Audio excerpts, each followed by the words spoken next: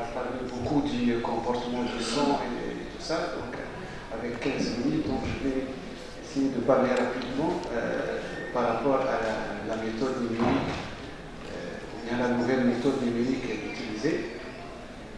Donc ici, on ne va pas résoudre un problème d'écoulement avec des méthodes dites classiques comme la méthode des volumes finis, la méthode des différences finies, ou bien la méthode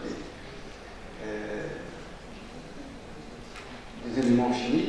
Donc on va appliquer une nouvelle alternative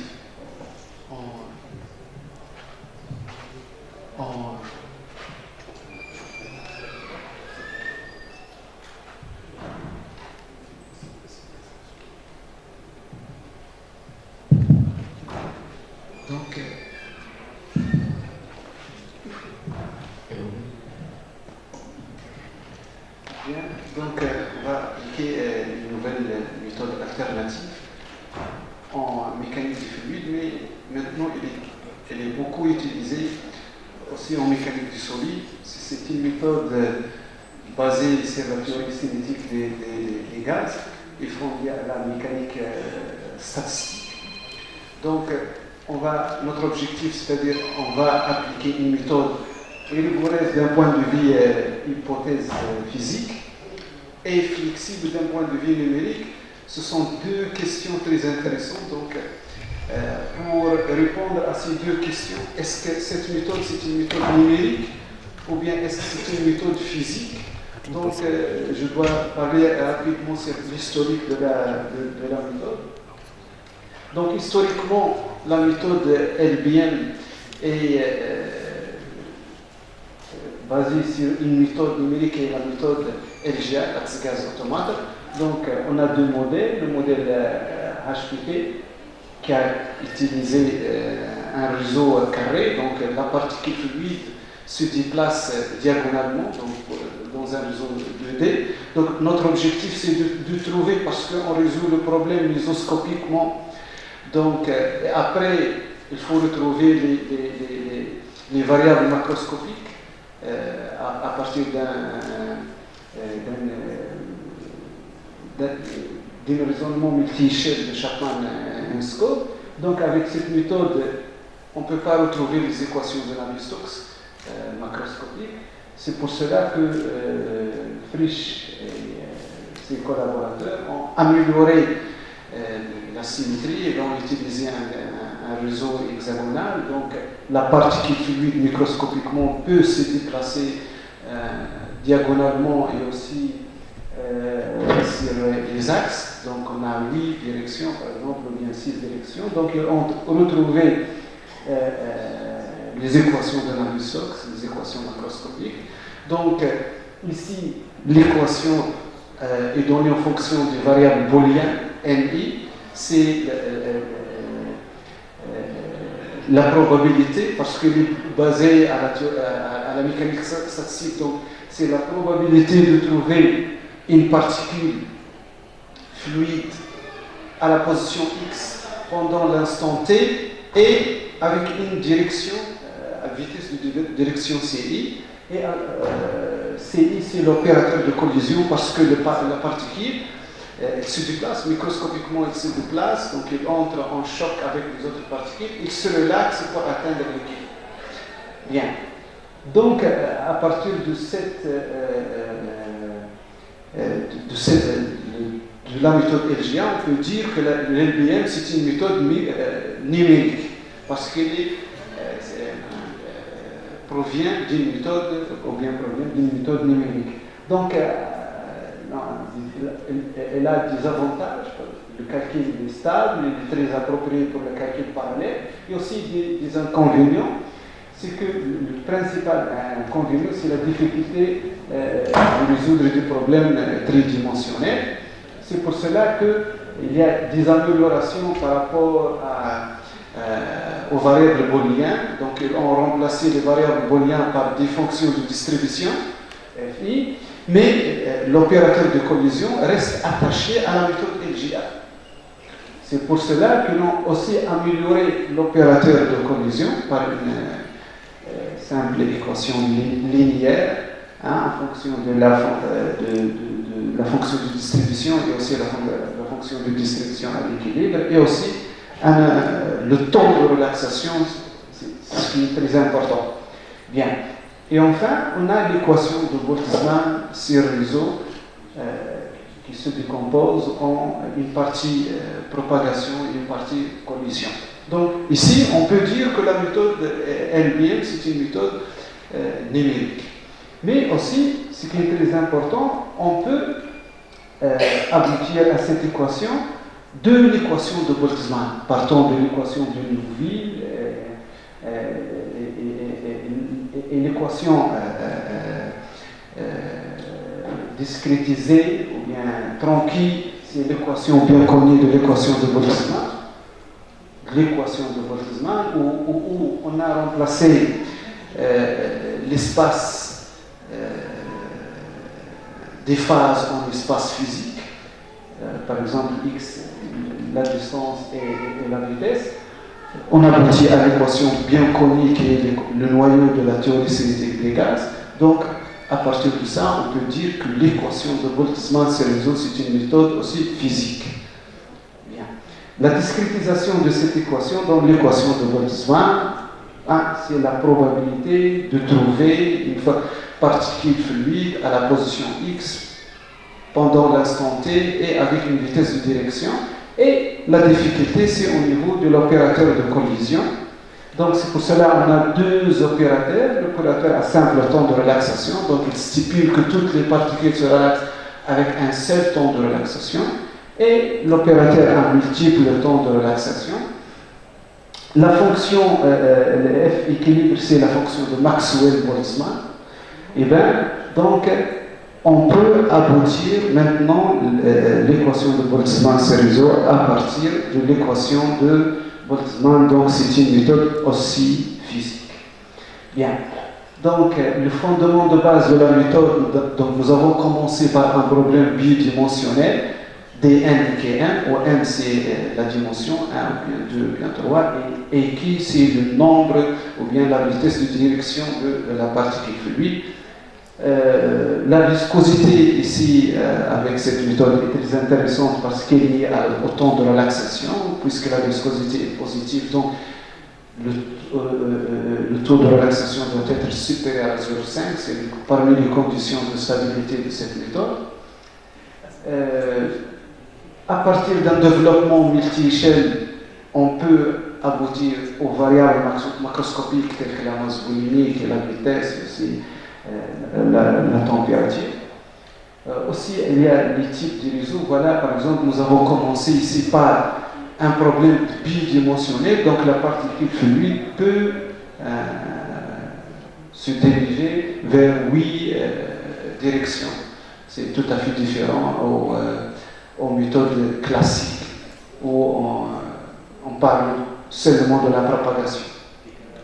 Donc, nous avons appliqué ça. Voilà un exemple de propagation et de collision entre les particules. Voilà. Les conditions limites, il y a aussi des conditions limites très intéressantes avec cette méthode. Voilà l'emplacement de la particule fluide dans un réseau. Nous avons utilisé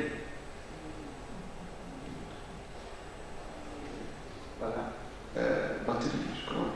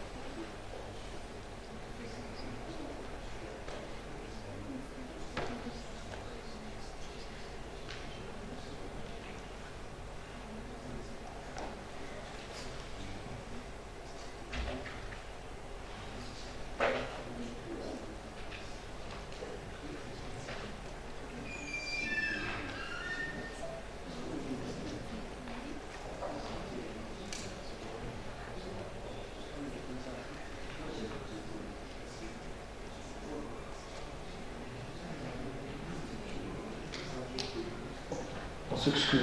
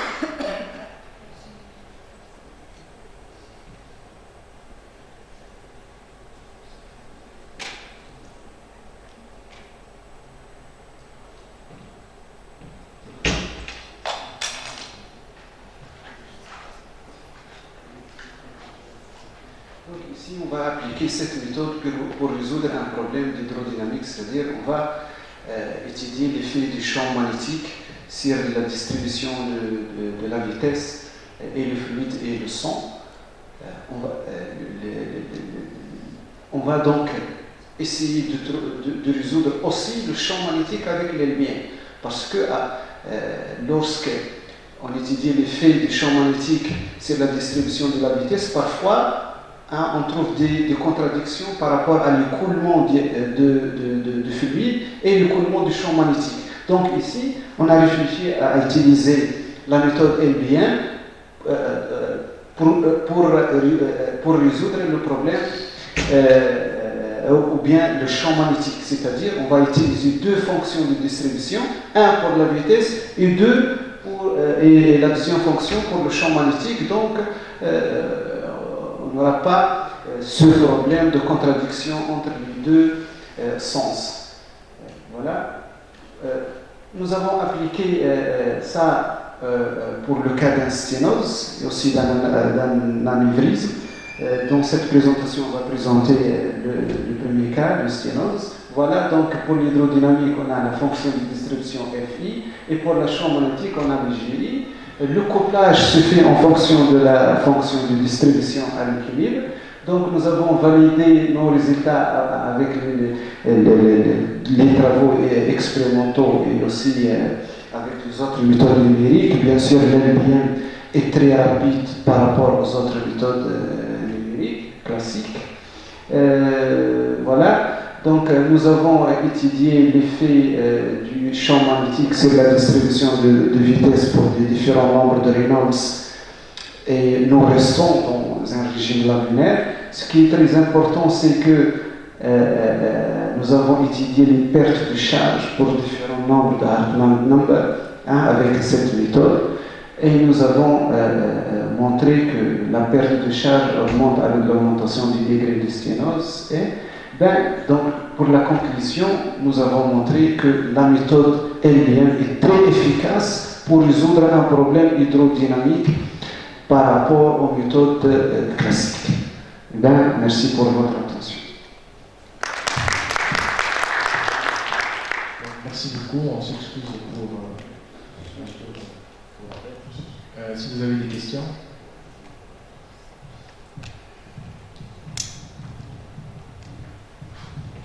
Merci pour cette présentation très intéressante. Et je pense qu'on a dû vous poser la question que je vais poser. Quel est l'avantage majeur par rapport à d'autres techniques comme la DEM par exemple la LBM et la DEM, quels sont les avantages et inconvénients? Voilà. Donc les avantages d'utiliser la méthode Elbien par rapport aux méthodes classiques, elle est très rapide par rapport aux autres méthodes numériques. Deux, elle est très adéquate pour les calculs parallèles.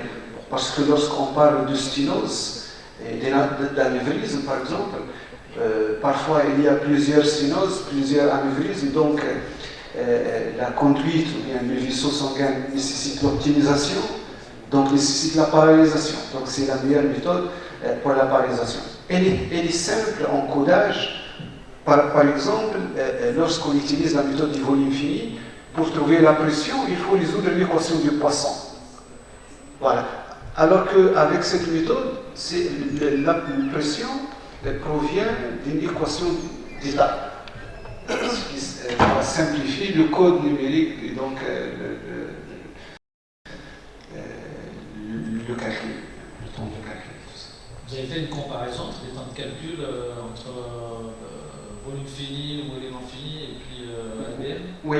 C'est quoi comme facteur? Je ne vais pas présenter ici, mais elle est très rapide par rapport aux autres méthodes. Surtout, et aussi avec le problème hydrodynamique ici, ce n'est pas un terme ajouté à l'équation de quantité de mouvement, mais aussi on a résolu le champ magnétique avec l'LBM. Donc le champ magnétique, le sens du champ magnétique, on a donné plus de sens au champ magnétique. Voilà. Merci. Merci. S'il n'y a pas d'autres questions, on passe à la présentation suivante. ID 118, développement of graphene oxide as a protective coating of biodegradable magnesium implant. Donc, si Mohamed Salah.